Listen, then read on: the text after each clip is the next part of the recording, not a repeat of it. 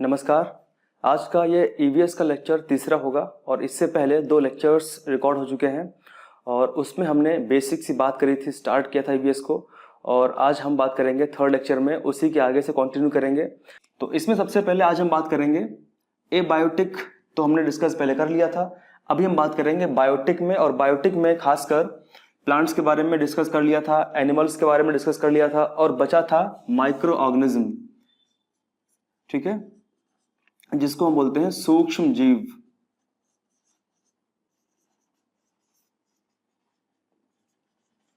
तो सूक्ष्म जीव के बारे में हम बात करेंगे आज, ठीक है। देखिए, माइक्रो ऑर्गेनिज्म का हमारे एनवायरनमेंट में बहुत ज्यादा योगदान होता है, बहुत अधिक योगदान होता है, क्योंकि बिना माइक्रो ऑर्गेनिज्म के हमारा पूरा जो एनवायरनमेंट है वो, अगर हम यूं कहें एकदम सिंपल भाषा में, तो वो खराब हो जाएगा। क्योंकि एनवायरनमेंट में सबसे इंपॉर्टेंट क्या होता है, उसको स्वच्छ रहना, यानी पर्यावरण का जिस परिवेश में जहां भी हम रहते हैं, मान लेते हैं सपोज हमारा रूम जो है, हमारा घर है, ठीक है, हमारे घर में जहां पे हम सब लोग रहते हैं, सोते हैं, खाना खाते हैं, बैठते हैं, बातें करते हैं, अगर वो साफ ना हो, अगर वो गंदा पड़ा रहे, तो धीरे धीरे क्या होगा, कई बीमारियां उत्पन्न होंगी और बहुत ज्यादा समस्या आएगी। तो हमारे घर में, हमारा घर क्या एक प्रकार का एनवायरनमेंट है, ठीक है। उसी प्रकार जितने भी पौधे या जितने भी जंतु जब मर जाते हैं तो उनके मृत शरीर का क्या होता है, उनके मरे हुए शरीर का अपघटन होता है, उनका वियोजन होता है, जिसको इंग्लिश में हम बोलते हैं डिकम्पोज होते हैं। वो उनकी बॉडी अपघटित हो जाती है और इस तरीके से वो जो वेस्ट पड़ा हुआ है, जो गंदगी फैलाता, जो बीमारियां उत्पन्न करता, धीरे धीरे खत्म हो जाता है। और इस तरीके से हमारा जो एनवायरनमेंट है वो क्या कर रहा है, अपने आप को लगातार स्वच्छ बना रहा है। और संस्कृत में भी कहते हैं प्रकृति रक्षित रक्षिता, यानी प्रकृति अपनी रक्षा करना खुद जानती है। तो इस तरीके से प्रकृति रक्षित रक्षिता, रक्षा अपनी कर रही है, ठीक है। तो अब यहाँ पे हमको एक चीज समझना है कि आखिरकार एनवायरनमेंट जो है वो किस तरीके से अपने आप को स्वच्छ रखता है। माइक्रो ऑर्गेनिज्म, इसके अंतर्गत कौन कौन से प्राणी आएंगे, इसके अंतर्गत जो है वो जीवित प्राणी ही आएंगे, जैसे बैक्टीरिया, ठीक है, जिसको हम जीवाणु कहते हैं। अच्छा, आप एक चीज आप समझ लीजिए, अगर बैक्टीरिया लिखा हुआ है, अगर कहीं पर बैक्टीरिया लिखा हुआ है और कहीं पर बैक्टीरियम लिखा हुआ है, तो बैक्टीरिया में और बैक्टीरियम में डिफरेंस होता है। डिफरेंस ये होता है कि जब हम बात करते हैं किसी भी एक पर्टिकुलर बैक्टीरिया की, जब हम किसी एक निश्चित बैक्टीरिया की बात करते हैं तो हम यूज करते हैं बैक्टीरियम, और जब हम बात करते हैं ढेर सारे बैक्टीरिया की तो हम इस्तेमाल करते हैं बैक्टीरिया, ठीक है। इसका मतलब हम बोलें कि ये सिंगुलर है और ये क्या है, ये है प्लूरल, ठीक है। तो इस तरीके से हम समझेंगे इसको। तो बैक्टीरिया हो गया, उसके अलावा और बहुत से, जैसे फंगस हो गया, फंगस को हम फंजाई कहते हैं, ठीक है, जिसको हिंदी में हम कवक कहते हैं, कवक हो गया। तो इस प्रकार से बैक्टीरिया, कवक, ये सब क्या है, यही तो है माइक्रो ऑर्गेनिज्म। और ये करते क्या हैं, ये होते हैं डिकम्पोजर, ठीक है, यानी सिंपल अगर हम बोलें, इन्हें वियोजक कहा जाता है, वियोजक कहा जाता है। इसको हम एक और बोल सकते हैं, या फिर अपघटक कहा जाता है, अपघटक कहा जाता है। इसको डिकम्पोजर कहते हैं, ठीक है, आप लोग ध्यान रखेंगे, जो डिकम्पोज कर दे। और ये इतना आवश्यक होता है कि अगर डिकम्पोज कोई भी चीज नहीं होगी तो वो चीज, जैसे मनुष्य का या अन्य जंतुओं का जो मल मूत्र होता है वो भी डिकम्पोज होता है। और डिकम्पोज कौन करते हैं, यही बैक्टीरिया, फंगस डिकम्पोज कर देते हैं। या अगर हमारे घर में जो सड़ा गला जो खाना, जो बासा खाना होता है, भोजन, जो शादी बारात होती है तो काफी भोजन इकट्ठा हो जाता है, उसको कहीं ना कहीं डंप कर देते हैं, कहीं ना कहीं फेंक देते हैं, तो वहां भी गंदगी फैलेगी, बीमारियां बढ़ेंगी। लेकिन फिर भी होता क्या है, इन बैक्टीरिया और इन फंगस की वजह से वो डिकम्पोज हो जाता है, वो नष्ट हो जाता है, और उसमें जितने पोषक तत्व हैं वो मृदा में मिल जाते हैं, और फिर वही पोषक तत्व मृदा से पौधों में जाते हैं और पौधों उनसे प्राप्त करके फल देते हैं। तो इस तरीके से आगे साइकिल चलती रहती है, ठीक है। तो इतना हमने समझ लिया है। अब यहाँ पे हम जरा एक साइकिल की बात करते हैं, किस तरीके से ये होता है। तो हम मान लेते हैं कि ये एक पौधा है, ठीक है, ये एक प्लांट है या फिर कोई घास है। इस पौधे की जो पत्तियां हैं उन पत्तियों को कोई बकरी खा रही है, कोई गाय हो सकती है, बकरी, मतलब यहाँ पे जो भी होगा वो शाकाहारी ही होगा, क्योंकि पौधा क्या है, पौधा उत्पादक होता है, ठीक है, उत्पादक होता है जिसको बोलते हैं प्रोड्यूसर।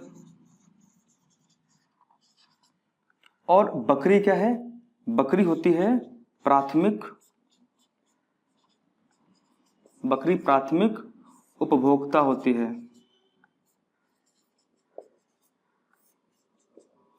इसको बोलते हैं प्राइमरी कंज्यूमर। तो बकरी जो है यानी ये ऑलवेज क्या होगा, ऑलवेज शाकाहारी होगा।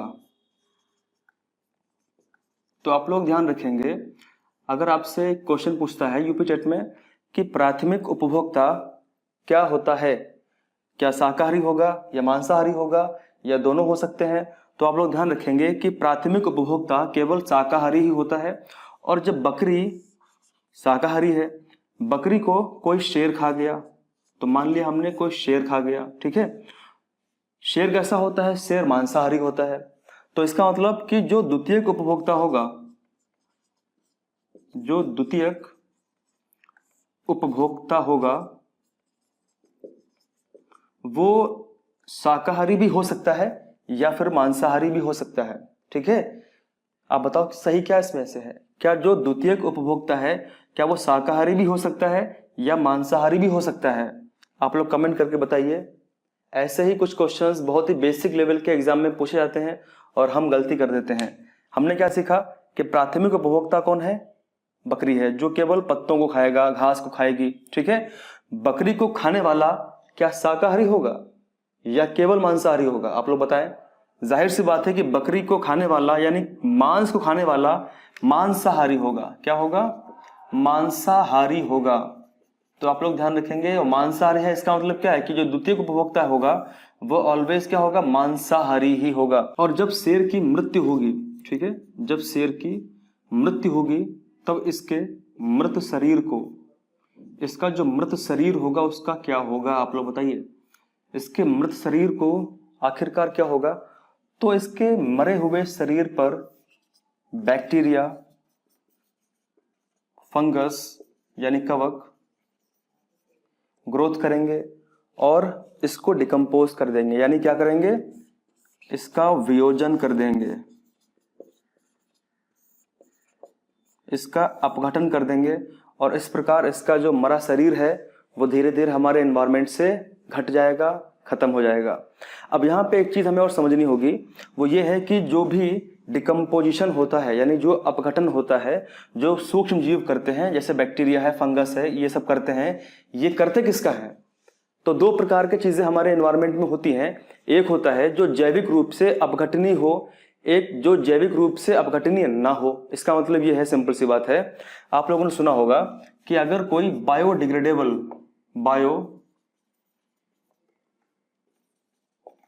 बायोडिग्रेडेबल या फिर अगर कोई नॉन बायोडिग्रेडेबल, तो आप लोग बताओ कि भाई इसमें से कौन सा ऐसा पदार्थ होगा जो सूक्ष्म जीव उसको डिकम्पोज करेंगे? तो जाहिर सी बात है बायोडिग्रेडेबल। बायो मतलब क्या होता है, जैविक, और डिग्रेडेबल मतलब क्या होता है, जो अपघटनीय हो, नष्ट होने वाला हो। यानी जैविक रूप से जो चीज जैविक रूप से नष्ट होने वाली है उसी को बैक्टीरिया, फंगस नष्ट कर देंगे। तो जितने ऐसे पदार्थ हैं, मेरे हाथ में मार्कर है, हमारे घर में पॉलिथीन्स होती हैं, प्लास्टिक होती हैं, प्लास्टिक के डब्बे होते हैं, क्या वो प्लास्टिक के डब्बे या पॉलिथीन्स क्या ये बायोलॉजिकली यानी जैविक रूप से क्या नष्ट हो पाएंगी? तो इसका आंसर क्या है, नहीं हो पाएंगी। या अगर होंगी तो बहुत समय लेंगी, कम से कम 600, 700, 800 साल लेंगी, 1000 साल लेंगी प्लास्टिक डिकम्पोज होने में। लेकिन जब तक 600, 700, 800 साल तक पड़ी रहेंगी मृदा में, क्या करेंगी, प्रॉब्लम करेंगे, इन्वायरमेंट को पोल्यूट करेंगे, पर्यावरण को दूषित करेंगे। तो इसीलिए प्लास्टिक का उपयोग करना बंद करना होगा और हमको उन चीज़ों को उपयोग में लाना होगा जो आसानी से जैविक रूप से अपघटनीय हो। आपको पता है हर साल लाखों टन प्लास्टिक समुद्र में पहुंचती है नदियों के द्वारा, और बड़ी बड़ी जो मछलियां हैं, व्हेल हैं, शार्क हैं, इनके पेट में जाती हैं और ये मर जाते हैं। ऐसे बहुत सारी गाय हैं, ऐसे बहुत से जंतु हैं जो प्लास्टिक की वजह से मरते रहते हैं। तो हम ही को स्टेप उठाना पड़ेगा, तभी कल्याण होगा, अदरवाइज हम खाली वेट करते रहेंगे। ठीक है, तो ऐसे प्लास्टिक या ऐसे पदार्थ, आप लोग ध्यान रखेंगे, ऐसे पदार्थ जो जैविक रूप से वियोजित ना हो उन्हें बोलते हैं नॉन बायोडिग्रेडेबल सब्सटेंस। ठीक है, आगे विस्तार से जब हम चैप्टर पढ़ेंगे पॉल्यूशन, तो वहां पे हम विस्तार से बात करेंगे वायु और मृदा के बारे में और जल के बारे में कि किस तरीके से इनमें प्रदूषण होता है। तो आप लोगों ने इसको बेसिक से समझ लिया होगा। अब इसके बाद हम बात करते हैं हमारे कौन कौन से पर्यावरण के क्षेत्र हैं। ठीक है, कौन कौन से पर्यावरण के इसके क्षेत्र हैं, और वहां से भी क्वेश्चंस आएंगे। फिलहाल यहाँ पे हम केवल बात करेंगे थोड़ा सा, क्योंकि जो क्षेत्र हैं वो टॉपिक हैं भूगोल के, और आपके ईवीएस के अंदर ज्योग्राफी के भी क्वेश्चंस आते हैं और पॉलिटी से भी क्वेश्चंस आते हैं, संविधान से क्वेश्चंस आते हैं। तो आने वाली क्लासेस के अंदर हम ज्योग्राफी और संविधान पूरा डिटेल से पढ़ेंगे, एक भी क्वेश्चन मिस नहीं होगा, ये मेरा दावा है। ठीक है, चलिए इसको हम आगे बढ़ाते हैं। तो अब हम स्टार्ट करने वाले हैं हमारे पर्यावरण के क्षेत्र। तो आप लोग डाल लीजिए हेडिंग पर्यावरण के क्षेत्र, यानी एरियाज ऑफ एनवायरमेंट।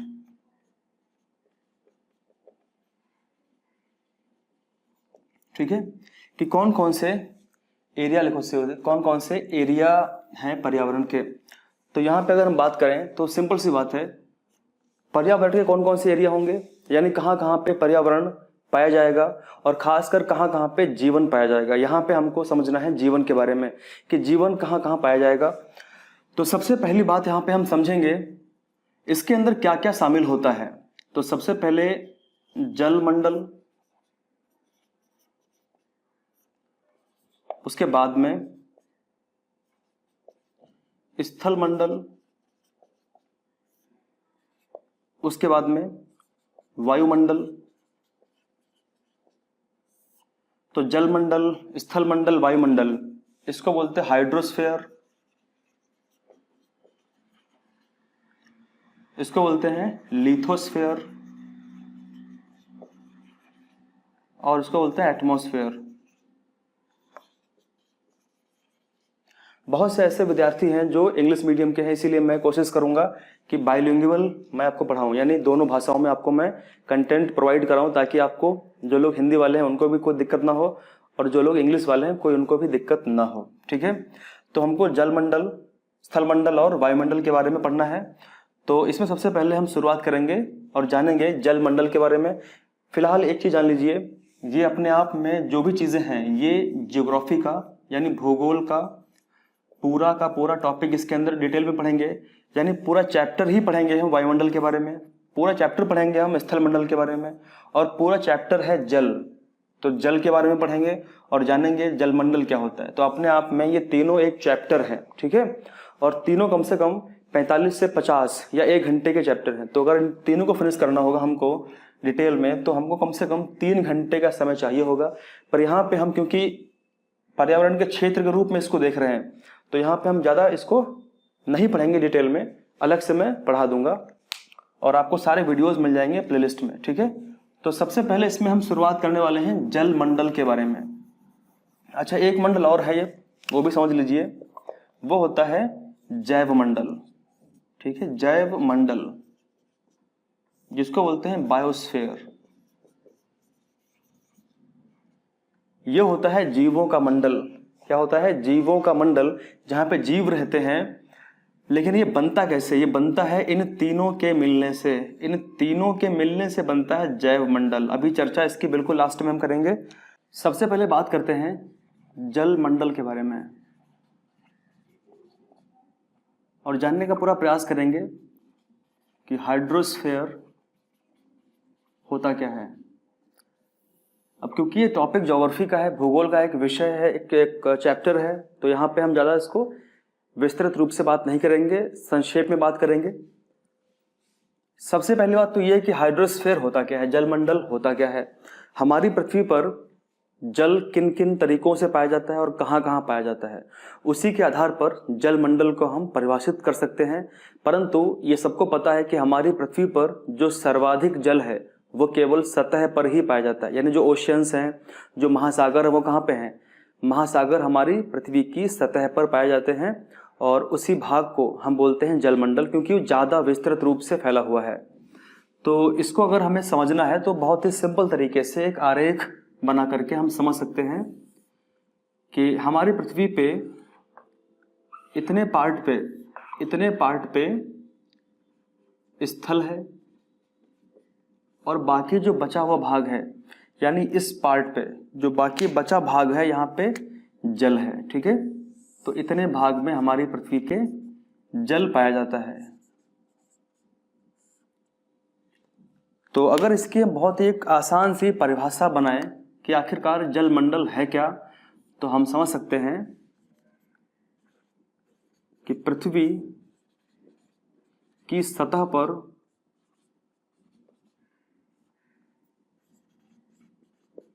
कुल जल क्षेत्रफल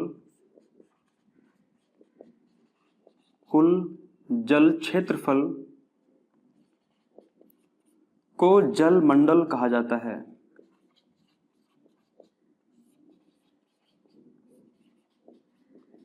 इसका मतलब यह है कि the total area on the earth surface on which water is found is called hydrosphere. एक बहुत ही आसान सी परिभाषा है, सिंपल सी एक डेफिनेशन है।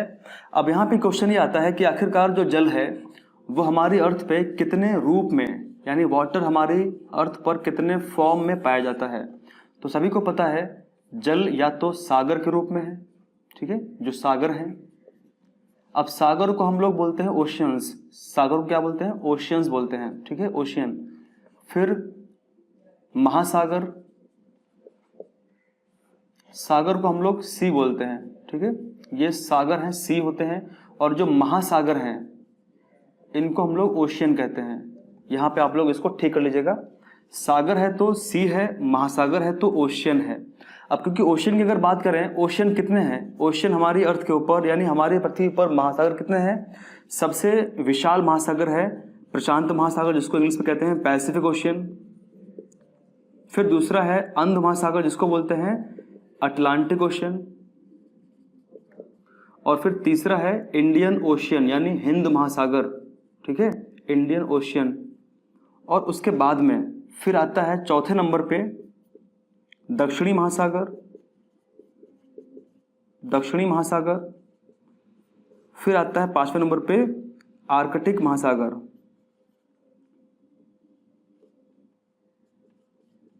आर्कटिक महासागर।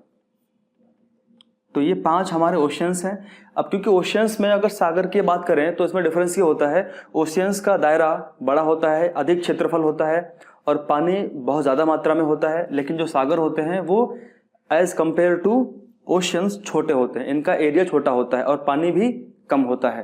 परंतु हमारे अर्थ पे सागर जो हैं ये बहुत सारे हो सकते हैं, जैसे चाइना सागर हो गया या बहुत सागर हैं, ऐसे कई सागर प्राप्त होंगे। इसके अतिरिक्त अगर बात करें और जल कहाँ होगा, तो और जल रिवर्स में होगा, ठीक है, नदियों में होगा। और जल कहाँ होगा इसके अलावा, तो इसके अलावा और जल भूमिगत होगा, जिसको हम बोलते हैं भूमिगत जल, भूमिगत जल यानी इसको बोलते हैं अंडरग्राउंड वाटर, अंडरग्राउंड वाटर इसको बोलते हैं। जो हमारे घर में जो हैंडपंप लगा हुआ है, हम लोग पानी वहाँ से निकालते हैं, तो पानी वो निकल के कहाँ से आता है, वही पानी है अंडरग्राउंड वाटर। अब यहाँ पे सबसे बड़ी बात यह है कि कई ऐसे स्टेट हैं, कई ऐसे राज्य हैं जिन स्टेट्स में भूमिगत जल को अधिक मात्रा में निकाला गया, उनका दोहन किया गया। और उसकी वजह से हुआ क्या कि वहाँ के स्टेट्स में नीचे पानी बहुत कम बचा हुआ है, बहुत ज़्यादा पानी नहीं है, बहुत कम पानी बचा हुआ है, क्योंकि सिंचाई के लिए पानी वहाँ से निकाला गया है ट्यूबवेल्स के माध्यम से। और यूपी में अगर बात करें तो यूपी फिलहाल पंजाब और हरियाणा के कंपेयर में यूपी में पानी भूमिगत अभी है, लेकिन वो क्षेत्र जो क्षेत्र दोआब क्षेत्र कहे जाते हैं, जिसको हम लोग बोलते हैं दोआब क्षेत्र, क्या बोलते हैं, दो आब क्षेत्र। ये वे क्षेत्र होते हैं जो दो नदियों के बीच का क्षेत्र होता है। जैसे मान लीजिए जहाँ पे गंगा है, यमुना है, तो ये जो आसपास का क्षेत्र जो है ये होता है दोआब क्षेत्र। और यहाँ पे पानी आपको भूमिगत अधिक मात्रा में और बहुत ही कम वाटर लेवल वहाँ पे रहता है, तो आपको पानी इजीली वहाँ पे अवेलेबल हो जाता है। ज़्यादा अधिक खुदाई नहीं करनी पड़ती है, केवल कुछ फीट ही खोदते हैं और पानी वहाँ से प्राप्त हम कर सकते हैं। लेकिन अगर ऐसे क्षेत्र जहाँ पे कोई आसपास नदी नहीं है, पूरा बीहड़ है, रेगिस्तान है, तो वहाँ पानी आपको भूमिगत नहीं मिलेगा, और अगर होगा भी तो बहुत ज़्यादा गहराई में होगा, और उसको निकाल पाना वो कोई पैसे के लिए, पैसे से भी मतलब कीमती वो साबित होगा। तो इस तरीके से। अच्छा, और यहाँ पे पानी किस किस रूप में अवेलेबल है, तो इसके अतिरिक्त अगर बात की जाए तो पानी जल वाष्प के रूप में भी पाया जाता है, जल वाष्प। ठीक है, तो इतने रूप में पानी पाया जाता है अर्थ के ऊपर। इसी पूरे सिस्टम को, इसी को पूरे को हम बोलते हैं हाइड्रोस्फीयर, जलमंडल। और हम जानते हैं कि हाइड्रोस्फीयर एक जैव मंडल का, बायोस्फीयर का हिस्सा है, क्योंकि इसके अंदर भी बहुत सारे प्राणी रहते हैं। यानी जलमंडल में आपको मछलियां मिलेंगी और विभिन्न प्रकार के जंतु मिलेंगे, ठीक है, लेकिन ये हिस्सा है, क्योंकि जंतु मिलेंगे ना, जंतु रहते हैं उसके अंदर, तो हिस्सा किसका, हिस्सा है जैव मंडल का। तो अब इसके आगे हम लोग बात करने वाले हैं स्थल मंडल के बारे में। आई होप कि आपको ये पूरा आइडिया क्लियर हो गया होगा। एक जल आपका पूरा चैप्टर है, उसको पूरा हम फिनिश करेंगे, और वहां से क्वेश्चन भी एग्जाम में बहुत ही बेसिक से क्वेश्चन आते हैं। ठीक है, यूपी टेट के अंदर बहुत ज्यादा कठिन क्वेश्चन नहीं आते हैं, बहुत ही इजी और बहुत ही आसान से क्वेश्चन आते हैं। बस आपको कुछ चीजें याद होनी चाहिए। ठीक है, वीडियोस आप देखते रहिए, एक बार नहीं 2 बार वीडियो देखिए, और आपको दिमाग में पूरा बस जाएगा, छप जाएगा, और आपका एग्जाम डेफिनेटली अच्छा होगा। ठीक है, अब बात करते हैं स्थल मंडल की।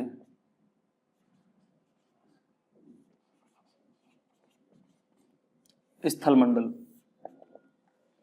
स्थल मंडल का मतलब क्या होता है कि वो क्षेत्र जहां पे जो ठोस क्षेत्र है, यानी हमारी पृथ्वी का, इसको समझने के लिए एक बहुत ही सिंपल तरीके से हम इसको समझने का प्रयास करते हैं।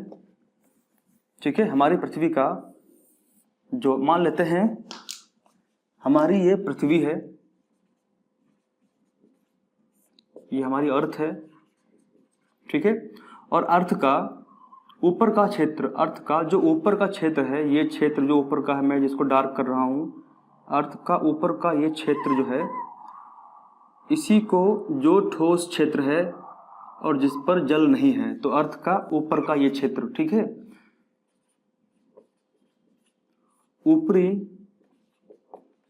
ठोस जो सतह है, पृथ्वी की ऊपरी ठोस सतह है, जिसको हम भूपर्पटी कहते हैं, भू परपटी कहते हैं। ठीक है, जिसको क्रस्ट कहा जाता है,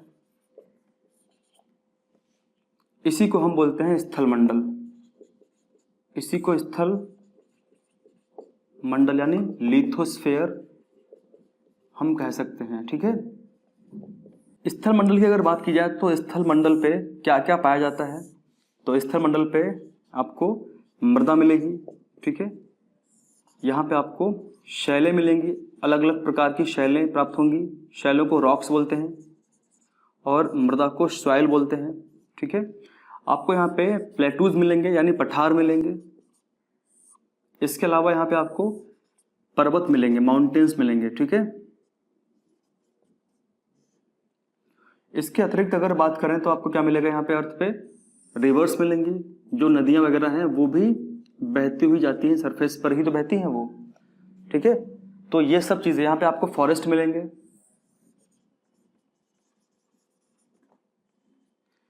तो ये पूरा का पूरा पार्ट क्या है, ये पूरा का पूरा जो पार्ट है, चलो यहाँ से रिवर को हटा ही देते हैं, क्योंकि इसको डिस्कस किया था हमने जल मंडल में।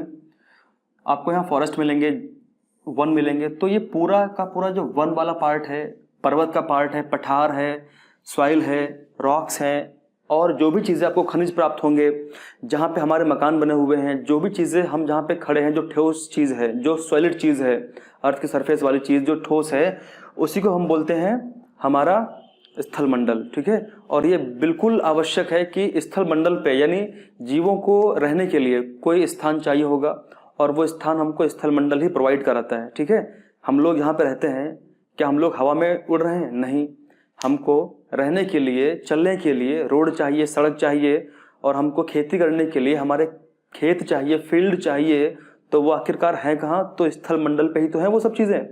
और बिल्कुल आसान से अगर समझें उसको, तो वह क्षेत्र पृथ्वी का जो ठोस है और ऊपर की सतह है, जिसको भूपर्पटी कहते हैं, उसी को हम बोलते हैं स्थल मंडल। और बिना स्थल मंडल के जीवन संभव नहीं है। और स्थल मंडल किसका भाग है? जैव मंडल का भाग है। ठीक है, तो इस तरीके से हम इसको समझ सकते हैं और इसके आगे फिलहाल विस्तार से बात की जाएगी। अब यहाँ पे आखिरी जो बचा है वो है वायुमंडल, और उसके बाद फिर बात करेंगे हम जैव मंडल के बारे में। वायुमंडल क्या है? जिस प्रकार जलमंडल, स्थल मंडल आवश्यक है जीवन के लिए, उसी प्रकार वायुमंडल भी अत्यंत आवश्यक है जीवन के लिए।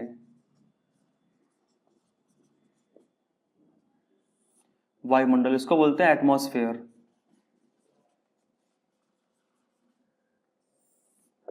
एटमॉस्फेयर बोलते हैं इसको, वायुमंडल। अब देखिए, सबसे पहली बात तो ये है कि हमारे चारों ओर का वायु का आवरण वही हमारा वायुमंडल होता है। मान लेते हैं कि हमारी ये पृथ्वी है, ठीक है, ये हमारी अर्थ है, और हमारे अर्थ के चारों तरफ इस तरीके से कुछ परतें, कुछ लेयर बन जाती हैं, और यही बनाती है हमारा एटमॉस्फेयर, यही बनता है वायुमंडल। ठीक है, तो हम बोल सकते हैं कि हमारे चारों तरफ पाए जाने वाला गैसों का, वायु का जो आवरण है, उसी को हम बोलते हैं, हमारे चारों तरफ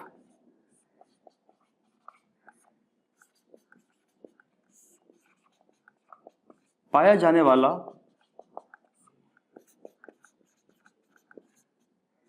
गैसों, वायु के आवरण को वायुमंडल कहा जाता है।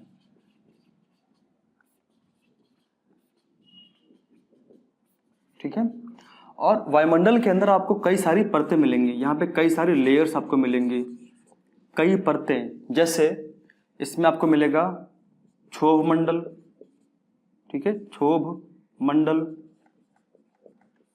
जैसे समताप मंडल, जैसे मध्यमंडल, जैसे आयन मंडल और वायुमंडल। तो हमारे वायुमंडल के अंदर आपको 5 परतें मिलेंगी, 5 लेयर्स मिलेंगी। कौन कौन सी? इसको बोलते हैं हम लोग ट्रोफोस्फेयर, ये ट्रोफोस्फेयर होती है। उसके बाद सेकंड नंबर पे है स्ट्रेटोस्फेयर, फिर है मीजोस्फेयर, फिर है आयनोस्फेयर, और फिर है एक्सोस्फेयर। तो 5 मंडलों से, यानी 5 लेयर से मिलकर के बनता है हमारा वायुमंडल। और एक यहाँ पे क्वेश्चन ये आता है कि आखिरकार वायुमंडल हमारा जो अर्थ का है वो रुका हुआ क्यों है? तो इसके पीछे आंसर क्या होगा कि हमारी पृथ्वी का जो वायुमंडल है उसके पीछे, उसके रुके रहने के पीछे वजह है हमारी ग्रेविटी, यानी पृथ्वी का जो गुरुत्वाकर्षण बल है वो हर चीज को होल्ड किए हुए, हर चीज को, प्रत्येक वस्तु को रोके हुए है, और इसी वजह से हमारा वायुमंडल भी रुका हुआ है। अगर हमारी पृथ्वी की ग्रेविटी खत्म हो जाए तो वायुमंडल धीरे धीरे क्या होगा? उड़ जाएगा, स्पेस में मिल जाएगा, और प्रत्येक वस्तु भी धीरे धीरे अपना स्थान छोड़ देगी और हवा में हो जाएगी। अगर हम बात करें मंगल के बारे में, तो मंगल के और पृथ्वी के वायुमंडल की अगर हम कंपेयर करें तो हमारा मंगल के वायुमंडल से लगभग 100 गुना ज़्यादा मोटा है, और वायुमंडल की वजह से हमारे अर्थ के ऊपर, पृथ्वी पर एक दबाव उत्पन्न होता है जिसको बोलते हैं वायुमंडलीय दबाव। ठीक है, और वो हमें जीवित रहने के लिए अत्यंत आवश्यक है। अगर हम चले गए चांद के ऊपर जहाँ पे दबाव 0 है तो वहाँ पे हमारी बॉडी फट जाएगी। इसलिए अच्छा, चांद पे दबाव 0 क्यों है? क्योंकि वहाँ पे कोई गैसें नहीं है, वहाँ पे कोई वायुमंडल नहीं है। ठीक है, जितना अधिक ज़्यादा गैसें की डेंसिटी बढ़ेगी उतना अधिक दबाव बढ़ेगा। तो यही रीज़न है कि अगर हम पृथ्वी की सतह से, जहाँ पे हम खड़े हुए हैं, अगर हम यहाँ से धीरे धीरे ऊपर की ओर जाना शुरू हो जाएं तो गैसों की मात्रा, गैसों का घनत्व कम हो जाएगा, और इसी वजह से जो दबाव होगा वो कम हो जाएगा। ठीक है, तो ऐसी बहुत सी बेसिक सी बातें हैं जो हमें ध्यान रखनी है। तो आगे पूरा चैप्टर आएगा तो उसको विस्तार से हम लोग समझेंगे और पढ़ेंगे। अब इसके बाद हम बात करते हैं जैवमंडल के बारे में कि आखिरकार जैवमंडल क्या होता है। जैवमंडल अत्यंत आवश्यक मंडल है ये,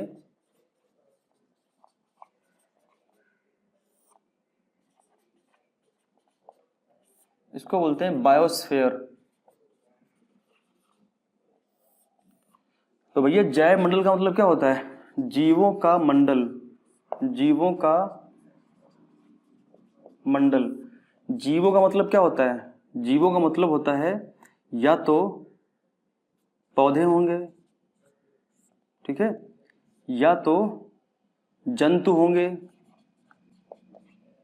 या तो सूक्ष्म जीव होंगे। केवल ये तीन चीजें ही तो हमारे अर्थ पे जीवित हैं, और तीनों किससे मिलकर बनी है? कोशिकाओं से मिलकर बनी हुई हैं, ठीक है। तो जीवों का मंडल यानी जहां पे पौधे, जंतु, सूक्ष्म जीव पाए जाते हैं उसी को हम बोलते हैं जैव मंडल, ठीक है। बेसिक सी बात है, जीवों के मंडल को बोलते हैं। अब क्वेश्चन ये आता है कि आखिरकार जैव मंडल बनता कैसे है, क्या चीज जैव मंडल कहाँ पे होता है। तो यहाँ पे अगर हम इसको समझने का प्रयास करें तो इस तरीके से हम इसको ड्रॉ करेंगे समझने के लिए। ये वाला पार्ट जो सबसे पहला आप गोला देख रहे हैं, ये गोला है जल मंडल का, ठीक है, और ये है स्थल मंडल का, और नीचे है ये वाला वायुमंडल का, ठीक है। जल मंडल, स्थल मंडल, वायुमंडल। और आप लोग बताओ कि जहां पे तीनों मिलते हैं वो कौन सा जोन है, वो कौन सा मंडल है। तो जहां पे वायुमंडल, ये आप देख रहे सर्कल है ना, ये सर्कल जो है, ये सर्कल इसके अंदर आता है, तो ये वाला पार्ट जो है, ठीक है।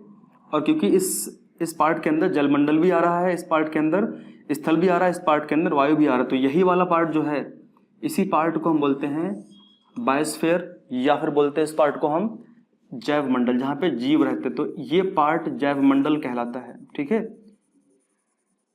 तो बिल्कुल बेसिक तरीके से हमने इसको समझ लिया है। अब दूसरी बात यह है कि जो जैव मंडल है ये कहां से कहां तक होता है। हम जानते हैं कि हमारी जो महासागर हैं, जो हमारे महासागर हैं, ठीक है, महासागर में सबसे गहरा स्थान कहां पे है? वो है मेरियाना गर्त, और ये है कहां पे? ये आपको मिलेगा प्रशांत महासागर में, ठीक है। और कितनी इसकी गहराई है? ये लगभग 11 किलोमीटर, लगभग 11 किलोमीटर ये गहरा है। और हमारे पृथ्वी का सबसे गहरा स्थान भी यही है।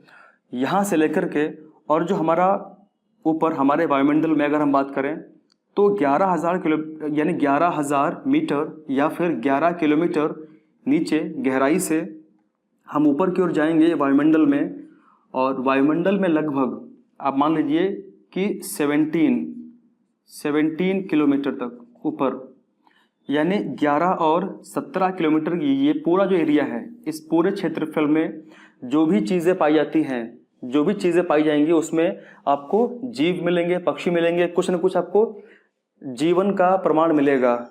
नीचे 11 किलोमीटर से ऊपर 17 किलोमीटर तक, तो इसी क्षेत्रफल में यानी इतने ही क्षेत्र में जीवन पाया जाता है। यही पूरा होता है जैव मंडल, ठीक है। तो अगर हम बोलें, मतलब पूरा एक्यूरेट नहीं हो सकता है, पर हम इसको बोल सकते हैं कि लगभग कितना हुआ ये 28 किलोमीटर, लगभग 28, 17 और 11 कितना हुआ 28 किलोमीटर। तो लगभग 28 किलोमीटर मोटा हमारा स्थल मंडल होता है, सॉरी जैव मंडल होता है, ठीक है। तो ये बहुत सारी बेसिक सी बातें हमने समझ ली हैं जैव मंडल के बारे में, जहाँ पे जीवन के लिए जो अनुकूल परिस्थितियाँ बनती हैं, जीवन के लिए जो अनुकूल वातावरण बनता है, वही जैव मंडल होता है, जहाँ पे हम सब लोग पाए जाते हैं। और किससे मिलकर के बना होता है ये मिलकर के बना होता है जल मंडल से, स्थल मंडल से और वायुमंडल से। तो बहुत ही बेसिक सी बातें समझ ली हमने हैं इस पार्ट के अंदर, और पर्यावरण का जो बेसिक पार्ट था वो फिनिश हो गया है इसी लेक्चर तीसरे में। और इसके आगे लेक्चर 4 में हम बात करेंगे इकोलॉजी के बारे में, यानी हम बात करेंगे पारिस्थितिकी के बारे में, और बिल्कुल बेसिक से हम समझेंगे खाद्य श्रृंखला के बारे में, और कौन कौन से पिरामिड होते हैं सब के बारे में हम जानेंगे, ठीक है। Thank you very much, thank you, thanks a lot, जय हिंद।